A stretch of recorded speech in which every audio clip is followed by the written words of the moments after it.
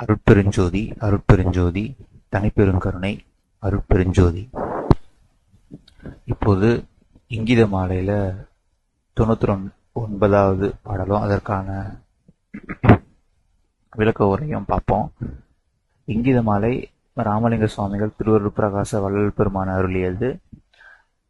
இங்கித மாலையை தலைவன் தலைவி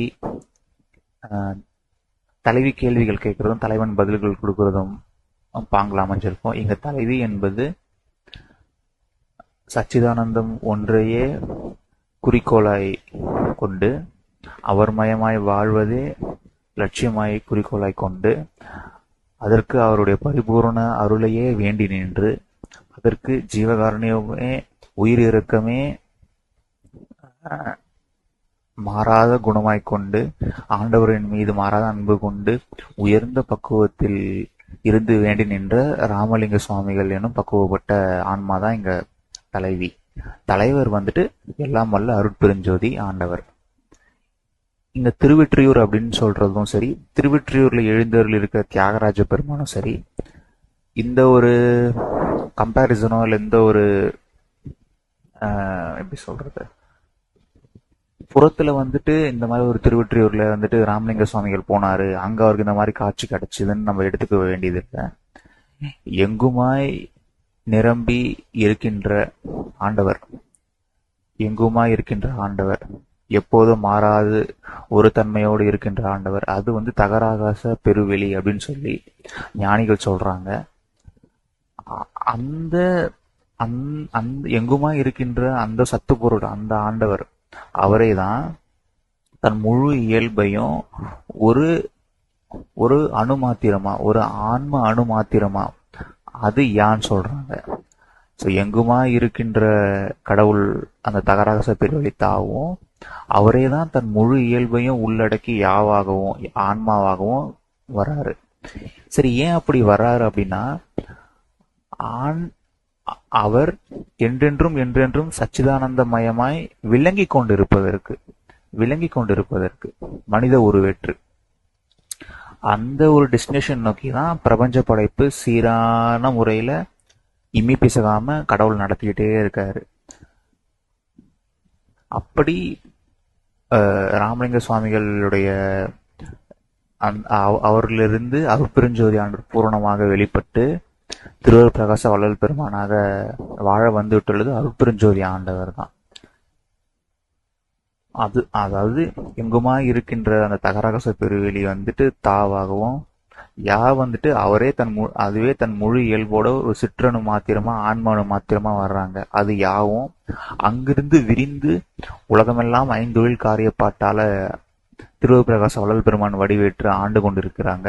அது ஐஞ்சக்தி. ஊ என்பது அ ஆ இ ஈ உ, 5வது உயிரெழுத்து. ஸோ ஐஞ்சக்தி செயல்களாக விரிந்து விளங்குறாங்க. ஸோ அந்த தயவு அப்படிங்கிறது இதுதான் அர்த்தம். என்னை ஏறா நிலைமீசை மேல் ஏற்றியது யாதெனில் தயவு. முன்னோர்கள் கடவுளில் கலந்துட வேண்டும், அதுவே தமக்கு அவருடைய திருவடியிலேயே நம்ம அடங்கிவிட்டால், அவருடைய திருவடியிலேயே நமக்கு தஞ்சம் அடைந்து விட்டால் மேலும் பிறவி இல்லை. பிறவி இல்லாததனால் மேலும் இந்த உலகத்திலே மாயா உலகத்திலே அவலம் சிறிய இன்பமும் சிறிய துன்பமும் தந்து அவலம் அடைகின்ற ஏமாந்து போகின்ற இந்த உலகத்துல நம்ம கஷ்டப்பட வேண்டியது இல்லை. அதனால அவருடைய திருவடியில அடைக்கலம் பெற்று பிறவாமல் இருப்பதும் தான் முக்தின்னு சொல்லி நம்ம கேட்டுருப்போம். இனிமேலும் நான் பிறக்கக்கூடாது அப்படின்னு சொல்லி நம்ம கேட்டுருப்போம். ஆனால் இனிமேலும் பிறக்கக்கூடாதுங்கிறதுக்கு தன்னுடைய இறைவனுடைய திருவடியில போயிட்டு நம்ம அடங்கி இருக்கும்போது, ஞானிகளை அடங்கும் போது என்ன ஆகுதுன்னா, உடல் கழன்றது. உடலை இழந்துக்கும் போது அவங்க புறத்துல நடக்கிற எந்த செயலையுமே அவங்க செய்யல. அது புறம் ஃபுல்லா கழன்றுச்சு. புறம் ஃபுல்லா கலன்றதுனால என்ன ஆகுதுன்னா, அந்த அனுபவம் இல்லாம போயிடுச்சு. அந்த அனுபவத்தோடு என்றென்றும் இருப்பதற்கு ஜீவான்மா தன்னுடைய தீவிரமான தவயோக பயிற்சியினால போயிட்டு பரமான்மாவை அடையிறது இல்லை. நாம் ஒரு ஜீவான்மா சத்விசாரத்தாலே ஒன்றாகி ஆண்டவர் தான் எல்லா ஆன்மாவாகவும் கடவுளான்மாவும் விளங்குறது அவரே தான். ஏன்னா சச்சிதானந்த வடிவேற்று விளங்க வேண்டும் என்று அவரே தான் பகிரங்கமாக வெளிப்படுவதற்கு இங்க இந்த பிரபஞ்ச காரியப்படம் நடந்துட்டு இருக்கு. இதுக்கிடையில நானுங்கிறது ஒன்றும் இல்லைன்றது உண்மையா புரிஞ்சுக்கிறதுக்கு தீவிரமான சத்விசாரமோ உயிர்களின் மீது ஜீவகருணையை பெருக்கிக் கொண்டே இருக்கணும். அதுதான் இந்த ஜீவான்மா செய்ய வேண்டியது.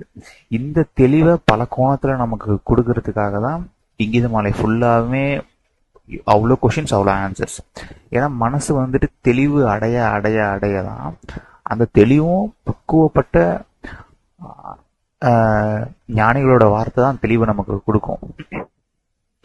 ஸோ அது கேட்கதான் மனசு நம்ம மனசு வந்துட்டு இப்படி புற விஷயத்திலே விட்டுடுறோம், எக்ஸ்டர்னலாகவே விட்டுடுறோம். இன்டர்னலாக போயிட்டு உள்முகமாக போய் நம்ம யாரு, ஏன் இதெல்லாம் நடந்துகிட்டு இருக்கு அப்படின்னு நம்ம கேட்கும்போது அந்த கேட்குற மனப்பக்குவத்தை வளர்த்துக்கிறதுக்கும் மேற்கொண்டு அங்கம் இருந்தபடியே ஆண்டவர்கிட்டே விசாரிக்கிறதுக்கும் சத்விசாரம் தான் பேஸா இருக்கு. சத்விசாரம் பரோபகாரம். மேலும் அந்த உண்மைகள் எல்லாம் அறிவிப்பதும் புரிய வைப்பதும் ஆண்டவருடைய அன்பு தான். அந்த அன்பை பெறுவதற்கு நாம் ஜீவர்களிடம் தயவு காட்ட வேண்டும். ஜீவ தயவை கொண்டுதான் கடவுள் தயவு பெற முடியும். கடவுள் தயவு நமக்கு இருந்தாதான் நாம் இந்த மாயாவை வந்துட்டு வெல்வதற்கு அகமிருந்து ஆண்டவருடைய அருட்சக்தி நமக்கு வெளிப்படும் போதுதான் நம்முடைய மாயா உணர்வு எல்லாம் ஒழிஞ்சு அருள் உணர்வை பெற்றுக்கொள்வோம்.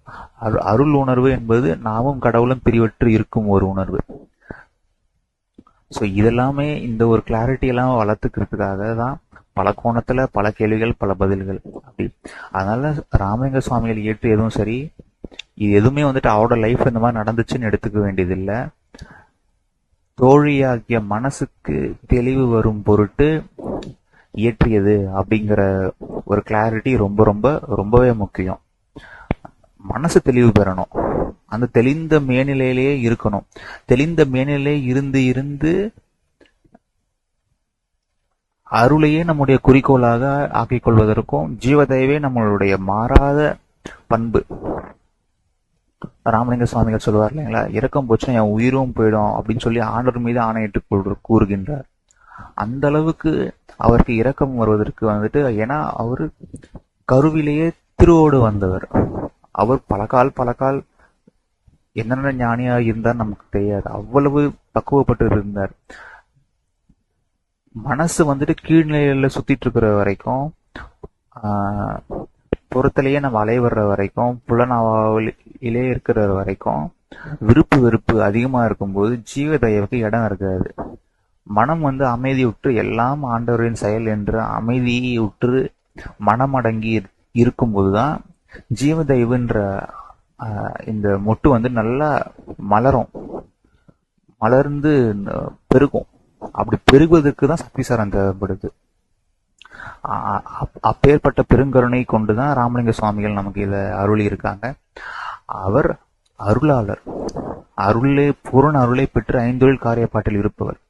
அவருடைய பாடலுக்கு விளக்கம் சொல்வது என்பது சாதாரணமாக தமிழ் படிச்சவங்க யாருனாலும் அவங்களால முடிஞ்சதை சொல்லலாம். அது தவறுன்னு நம்ம சொல்ல முடியாது அதுல. ஆனால் என்னன்னா, அந்த சுவாமிகள் ராமலிங்க சுவாமிகள் வள்ளல் பெருமான் அவரோட அந்த நிலையிலிருந்து சொல்லுவாங்களா அப்படிங்கிறது தான் கேள்வி. ஆனா நாம் என்ன புண்ணியம் செஞ்சோமோ தெரியல, திருவள்ளுவர் பிரகாச வள்ளல் பெருமானின் முத்தேக சித்தி காட்சியையும் அதனுடைய உண்மையும் உணர்ந்து அந்நிலை நின்று அனுபவத்திலும் ஏற்று அந்த அனுபவத்திலிருந்து முத்தேக சித்தி என்ற அனுபவத்திலிருந்து நமக்கு விளக்கங்கள் கிடைச்சிருக்கு. அதை அருளியவர் தயா பிரகாசர் திண்டுக்கல் சுவாமி சரவணானந்தர் அவர்கள். இந்த நேரத்துல அருட்பெருஞ்சோதி ஆண்டவரையும் திருவள்ளுவர் பிரகாச வள்ளல் பெருமானையும் திண்டுக்கல் தயாநிதி சுவாமி சரவணானந்தர் அவர்களையும் ஒரு சேர வணங்கி எல்லா புகழும் அருட்பெருஞ்சோதி ஆண்டவருக்கே, எல்லாமே அவருக்கே அர்ப்பணிக்க வேண்டும் என்ற அர்ப்பணிச்சு ஜீவதேவில் ஓங்க வேண்டும் என்ற வேண்டுதலை வச்சுட்டு தொடர்ந்து நம்ம இத பாடலையும் விளக்கத்தையும் பார்ப்போம்.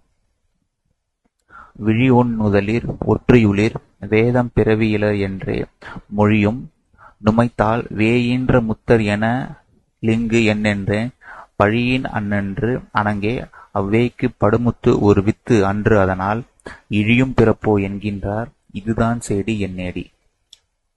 விழிஒன் நுதலீர் ஒற்றியுளீர் வேதம் பிறவி இலர் என்றே மொழியும் நுமைத்தான். வேயின்ற முத்தர் என இலங்கு என்னென்றேன் பழியினன்று அணங்கே அவ்வேய்க்கு படுமுத்து ஒரு வித்து அன்று அதனால் இழியும் பிறப்போ என்கின்றார் இதுதான் சேடி என்னேடி. விளக்கத்தை பார்ப்போம். கடவுள் நித்தியர், பிறப்பும் இறப்பும் இல்லாதவர் என்றும் மெய்ஞான ஒளி கொண்ட நெற்றிக்கண் உடையவர் என்றும் வேதங்கள் சொல்லுகின்றனவாம். வேதங்கள் என்ன சொல்றாங்கன்னா, கடவுள் நித்தியர்னு சொல்றாங்க, பிறப்பு இறப்பு மற்றவர் என்றும் மெய்ஞான ஒளி கொண்ட நெற்றிக்கண்ண உடையவர் தான் கடவுள் என்று வேதங்கள் சொல்லுகின்றனவாம். அந்த முக்கன் மூர்த்தியை அனாதி முத்த சித்து உருவை சிவ பரம்பொருள் என பழமறைகள்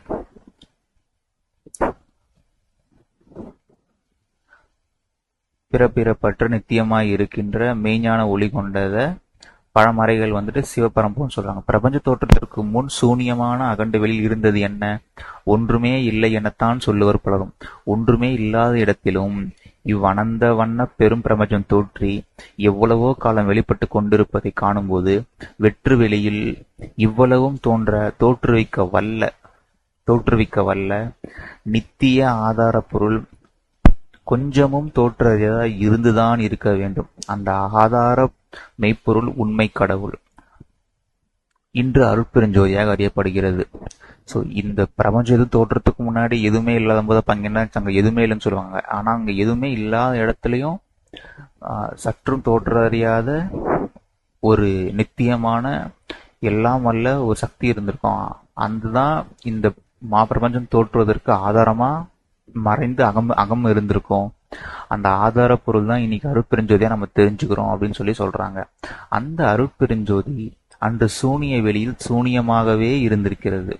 அந்த ஜோதியின் அருளே எல்லா பொருட்சக்தியாயும் கிரியா சக்தியாயும் ஞான சக்தியாயும் யோக சக்தியாயும் அருட்சக்தியாயும் தோற்றி இம்மனிதனில் தலைநடு உள்ளிருந்து உணர்த்துகின்றதும் நெற்றிக்கண்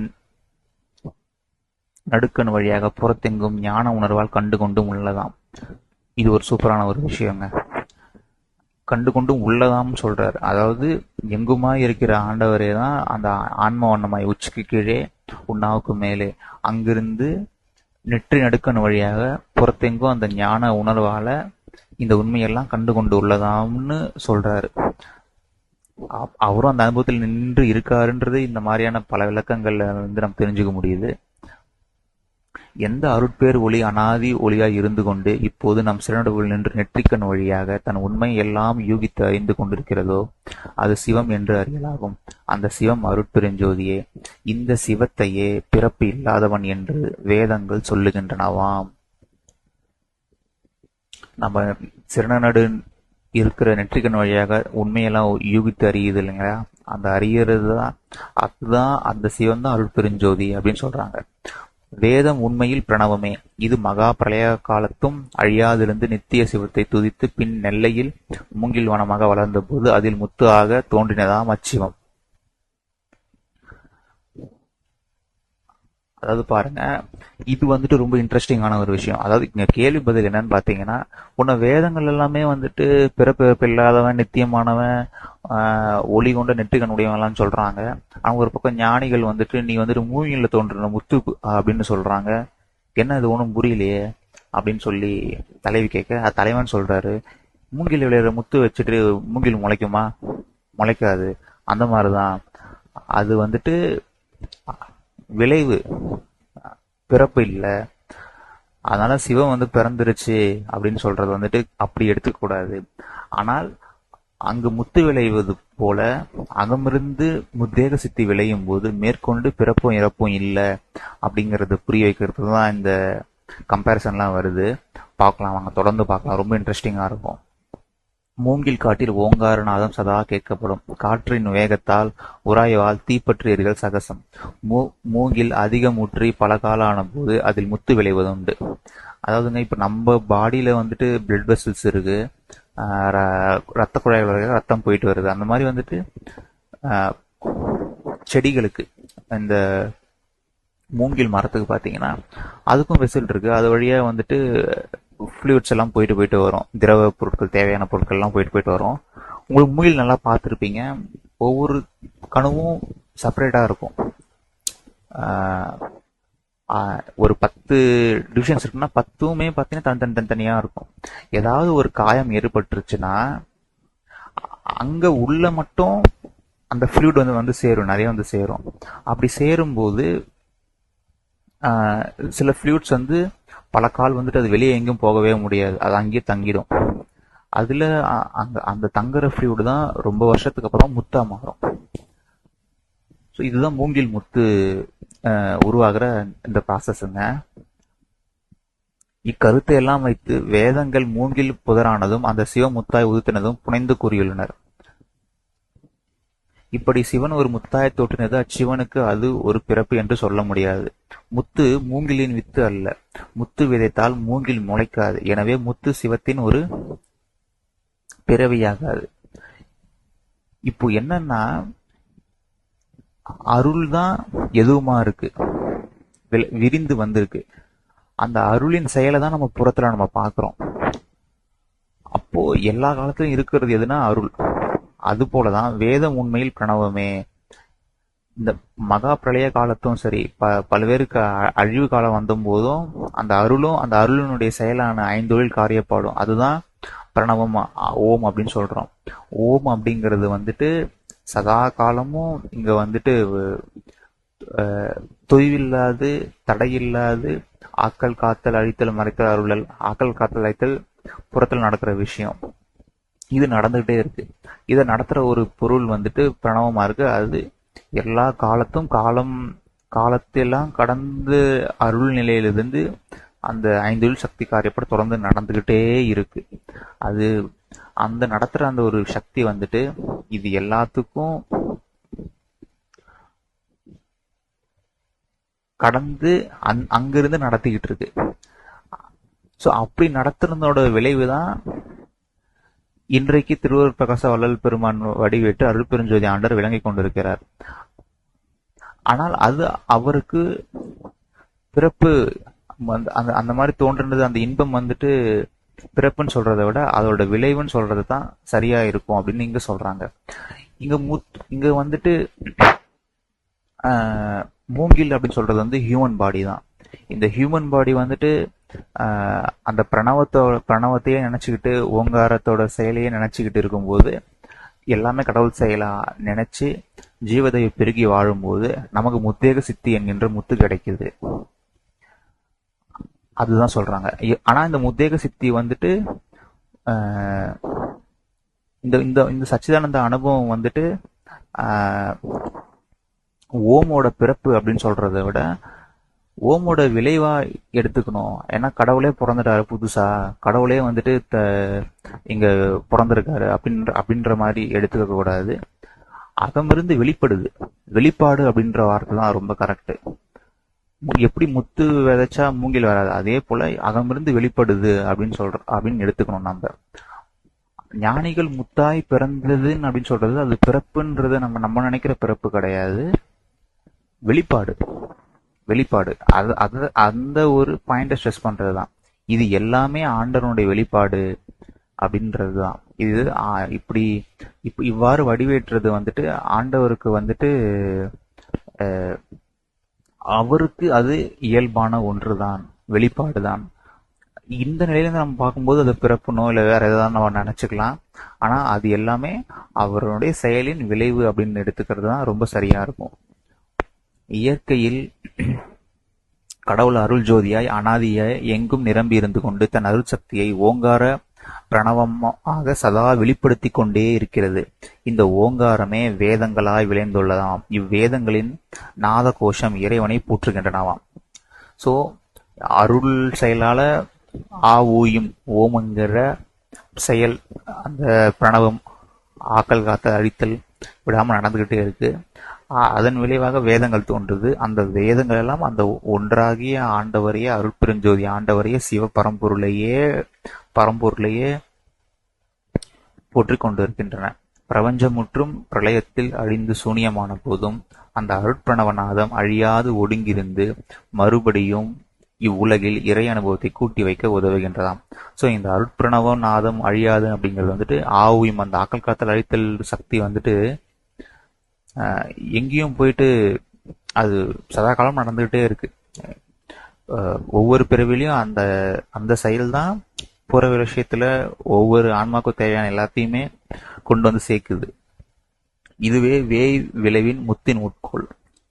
வேய் விளைவின் முத்தினுடைய உட்கோள் மனித பிறவிய ஓங்கார வண்ண மூங்கில் வனமாகும். இதில் விளையும் சிவானுபவமே முத்தின் தோற்றமாம்.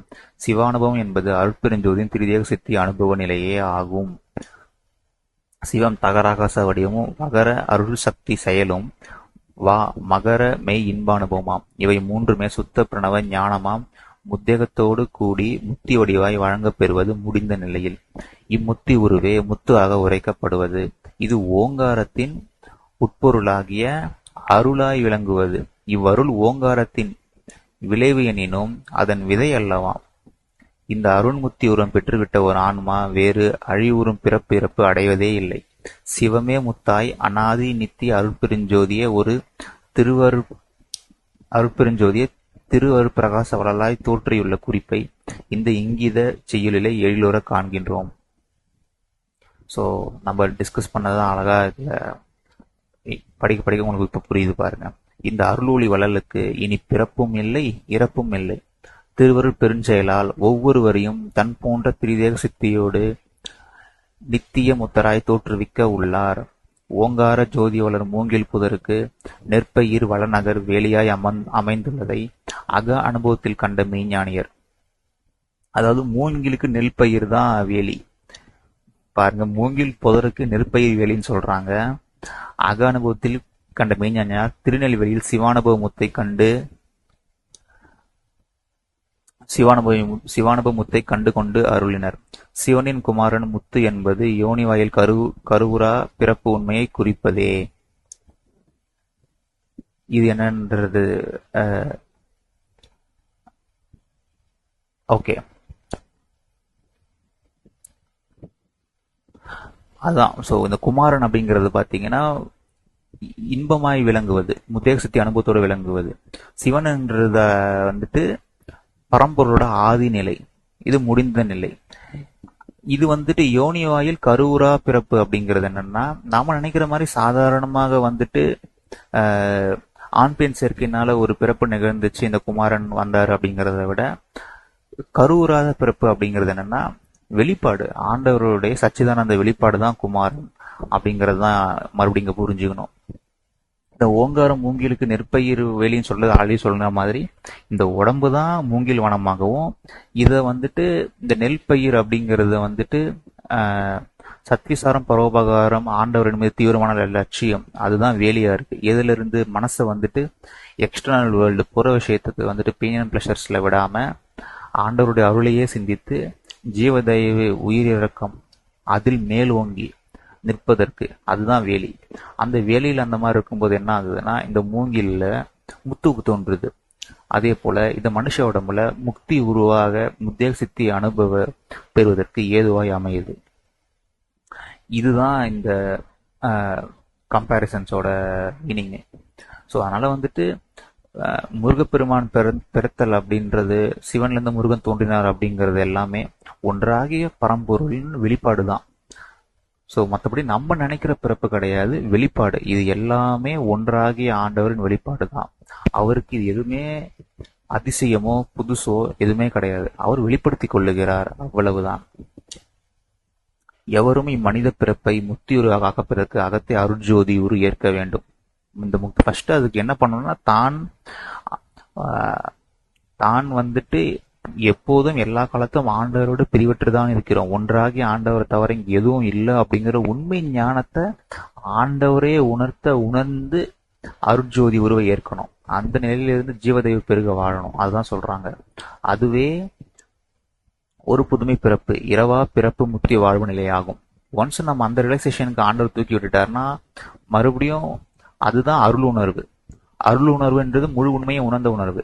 அந்த நிலையில் நின்று ஜீவதெய்வ செயல் ஓங்க ஓங்க வாழ்ந்து தயவு வெளிப்பட்டு அதுவே ஐந்தொழில் காரியப்பாட்டான சர்வஜீவ தயாபர தத்துவத்துக்கும் நம்மளை மேற்கொண்டு எடுத்து சென்று முத்தியக சித்திய வாழ்வில் வாழ வைக்கும்.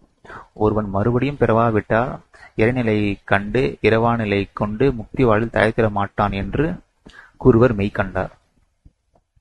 ஒருத்தன் மறுபடியும் பிறக்கலன்னா அவன் வந்துட்டு முக்தி வாழ்க்கையில வாழ மாட்டான் அப்படின்னு மெய்ஞானியர் சொல்றாங்க. அப்படி மறுபடியும் பிறக்கிறதுன்றது வந்துட்டு என்னன்னா, நாம் ஆன்ம வண்ணமாய்த்தான் இருக்கிறோம். அந்த உணர்வு வந்துட்டு நம்முடைய சிறநடுவுல தான் இருக்கு. ஆனா அதை நம்ம எந்த ஒரு யோக பயிற்சினாலேயோ இல்லை வேற எந்த விஷயமான உபாயத்தினால அடைய முடியாது. ஆண்டவருடைய அருளால தான் அதை உணர முடியும். ஏன்னா அவர் ஒருத்தர் தான் இருக்காரு. அவரை தான் நான் தான் இங்க இருக்கேன்ற உணர்வை கொடுக்கவே முடியும். நாம வந்துட்டு யாரா இந்த கோமாளி குறுக்க வந்துட்டான் அப்படிங்கிற மாதிரி நாம் நம்முடைய கோமாளித்தனமான முயற்சியெல்லாம் வச்சுக்கிட்டு நேரா போய் வென்றுட முடியாது. சத்விசாரம் பரோபகாரம் என்னும் இரு காலால் நடந்து பணிந்து ஜீவதயவை ஏற்று எல்லாமே உன் செயலப்பா, எல்லாமே நீதான் அப்பா அப்படின்னு நம்ம இருக்க கற்றுக்கொள்ள வேண்டும்ன்றது தயாபிரகாஷ் சுவாமி சரவணானந்தரோட விளக்கங்கள் எல்லாமே அமைஞ்சிருக்கும். அந்த விளக்கம் ஒவ்வொன்றுமே உரைநடை பகுதியில வள்ளல் பெருமான் சொன்னதோட விரிவாகவும் ஆழமாகவும் இருக்கும். ஸோ இந்த அளவுக்கு எனக்கும் புரிய வச்சு இதை பேச வச்ச